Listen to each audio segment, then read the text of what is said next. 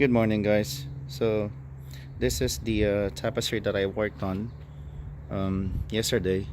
So just to tell you a little bit of history of this, when I moved into this property, this area is just a blank slate. It's pretty much a dumping area where the previous owner just left all their stuff that they no longer use in the garden, and they were just collecting dust. So I got rid of all of them, and I worked on this area since it's actually beside my patio. I'd like to make it look good since it's kind of like a focal point where the guests would come in and they would see it. So while I started working on this area, I actually discovered this water fountain. It's buried under the ground, so I actually dug it. Unfortunately, I cannot fix it anymore since it's been damaged. So rather than me throwing it away, I actually painted it red and planted some ice plant on it. As you can see here, they're actually about to bloom.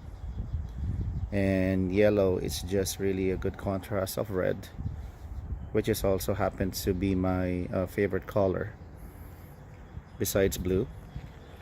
I originally put um, a light or on top of that thing, top of the fountain, but because the area where I live it's always windy, it knocked it off and it broke.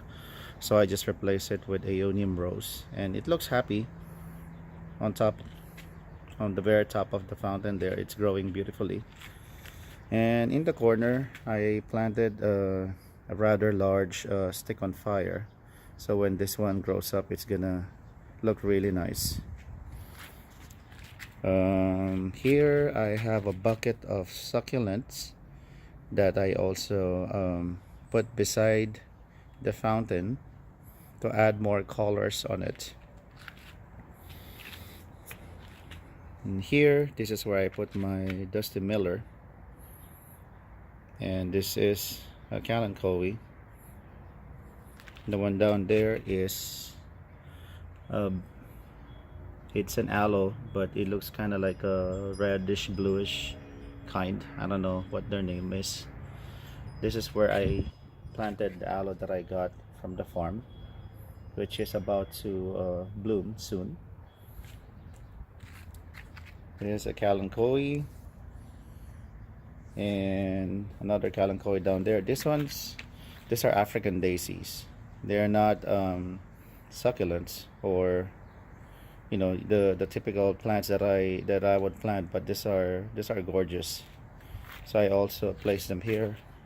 I have another foxtail over there, and that one is another African daisy.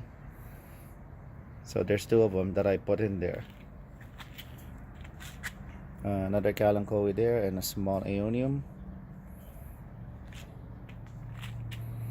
And I put that red boulder there. And this one is it's a lime. So once this one grows, it would provide some shade. On this corner, I have aeoniums as well, and an agave. It's actually producing pups or offspring right there. Here I have agave as well, and forgot what is that. It's an echeveria, but I forgot what kind of echeveria. It has a lot of pups. I actually cut this since it's getting too big, and I use the very top on my other side of the garden. This is also a nice specimen. I actually bought this. It was only a few pieces and it was dying, so I just salvaged it. And now it looks spectacular with all these blooms. So I'm gonna leave this one here for now. Hopefully it would last long, since since it's by next month it will be summer here, and hopefully it can withstand the heat. And over there, so it's a hibiscus. I also like this plant, so I would also leave it there. And here I just I found this sitting somewhere in my on my side yard. So I just created this hanging pots and planted some succulents on them. So at least this metal hanging thing, it's not gonna put into waste. I'm using it right now for this two pots.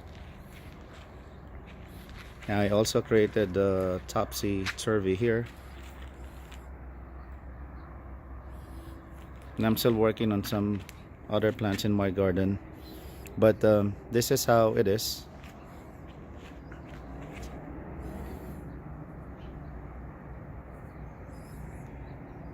From side to side.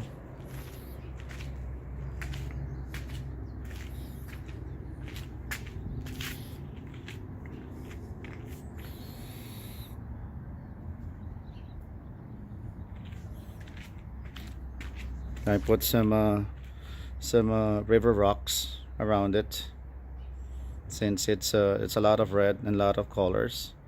I used grayish, light gray, white, and a little bit of brown, all combined into one bag.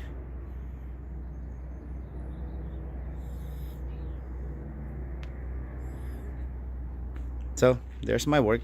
I just wanted to share it with you guys. I still have this whole yard that I can work with, and I'm just really excited working on the garden, since it gives me serenity, and you know, it's a sense of accomplishment whenever I finish a project. So again, thank you guys for watching, and I will see you guys again on my next video.